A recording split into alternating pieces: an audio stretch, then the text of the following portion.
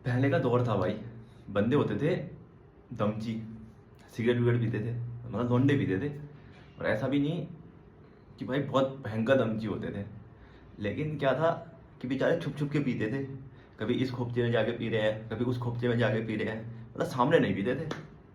और जब दम या फिर सिगरेट पीते थे तो उसके साथ लेते थे हार्ड ड्रिंक। हार्ड ड्रिंक मतलब समझते हैं ना, जैसे थम्स अप, कोक, फैंटा, ऐसी चीज़ें लेते थे। और समझ भी आता था कि भाई सिगरेट पियेंगे थोड़ा दिमाग शांत हो जाएगा, और फैंटा पियेंगे या फिर कोक पियेंगे, थम्स अप पियेंगे तो उससे थोड़ा मतलब चुस्ती सी आएगी, थोड़ा तेज तेज काम करेंगे। यहाँ तक तो मुझे समझ आता था भाई। अब क्या हुआ, अब थोड़ा वुमेन एम्पावरमेंट हुआ तो आया दौर लड़कियों का।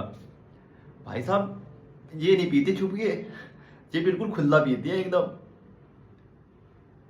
प्लेटफॉर्म में बैठ के सिगरेट पी रही होंगे और चलते चलते सिगरेट पी रही है।